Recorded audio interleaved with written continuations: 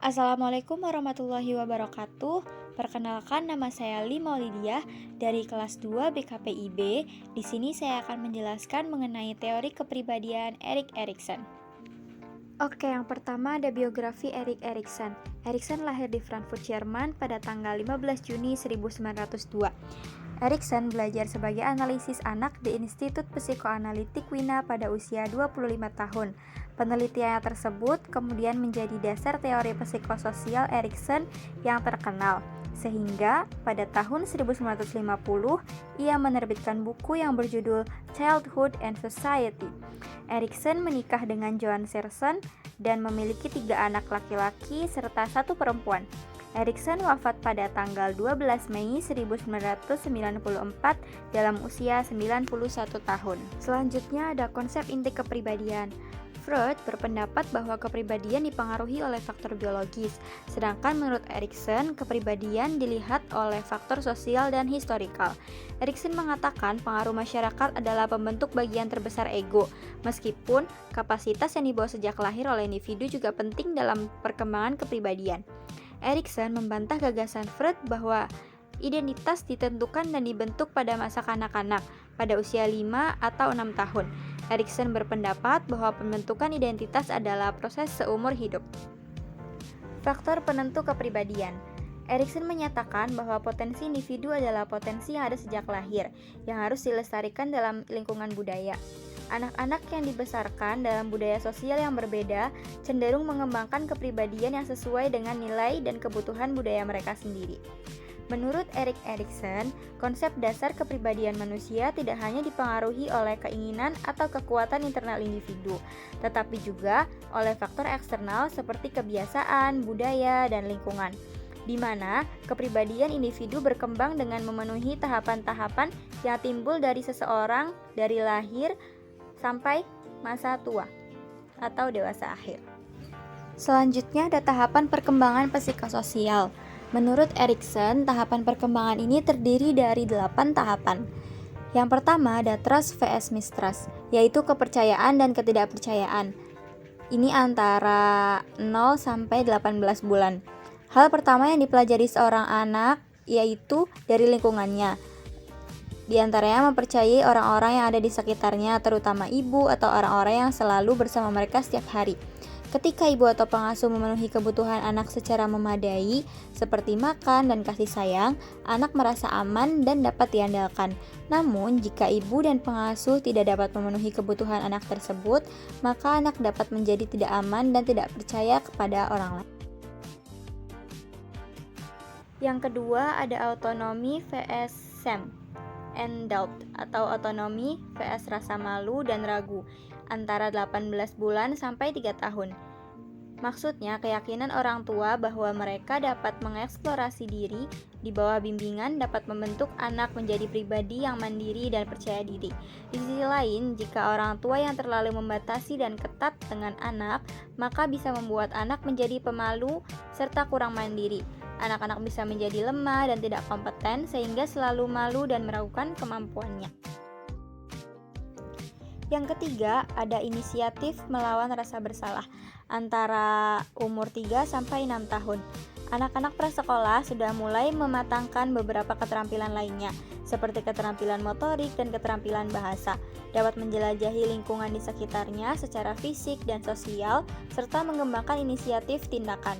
Jika orang tua selalu menghukum anaknya karena berinisiatif, akibatnya anak selalu merasa bersalah atas kecenderungan alamiahnya untuk bertindak. Namun, inisiatif yang berlebihan juga tidak dapat dibenarkan karena anak tidak memperhatikan bimbingan orang tua. Di sisi lain, jika anak memiliki inisiatif yang terlalu sedikit, ia dapat mengembangkan perasaan acuh dan tidak acuh. Selanjutnya yang keempat adalah industri vs inferiority, yaitu tekun vs rasa rendah diri, antara usia 6 sampai 12 tahun. Pada tahap ini, seorang anak membutuhkan pengakuan, dukungan, dan dorongan untuk mengembangkan rasa kompetensi.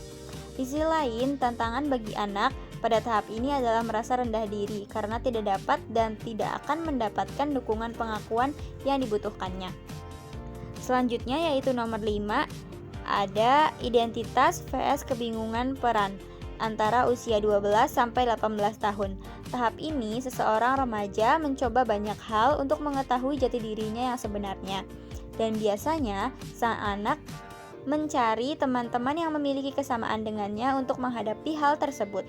Jika anak dapat menerima peran baru secara positif dan dengan dukungan orang tuanya, identitas positif juga tercapai.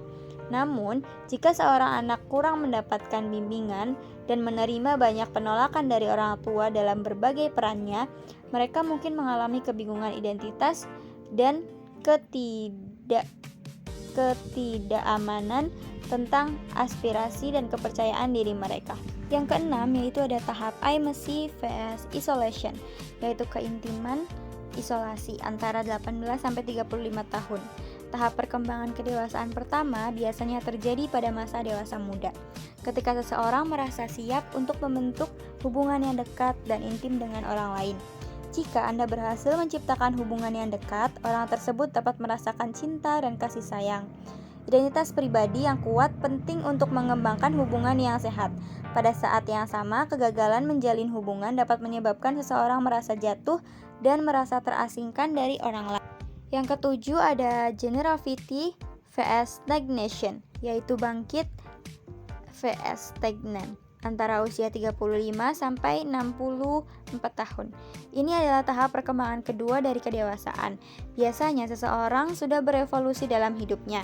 Karir yang sukses atau pengembangan rumah memberi seseorang tujuan. Namun, ketika seseorang merasa tidak nyaman dalam hidupnya, biasanya ia menyesali perbuatannya di masa lalu dan merasa hidupnya telah berhenti. Dan yang terakhir ada integritas vs keputusasaan. Ini antara usia 65 tahun ke atas. Pada tahap ini, orang tersebut mengalami penglihatan atau kilas balik dari jalan hidupnya. Mereka juga berusaha mengatasi berbagai masalah yang belum bisa terselesaikan. Jika dia berhasil melewati tahap ini, maka dia memperoleh kebijaksanaan. Tetapi jika dia gagal, dia mungkin menjadi putus asa. Selanjutnya yaitu ada implikasi terhadap bimbingan konseling. Dari penjelasan dan paparan di atas, terdapat salah satu teori bimbingan konseling yang dapat digunakan untuk proses konseling, yaitu dinamakan konseling ego. Seringkali orang yang bermasalah memiliki ego yang lemah. Misalnya seseorang dengan harga diri rendah yang tidak dapat mengambil keputusan yang tepat karena tidak dapat sepenuhnya bertindak berdasarkan egonya.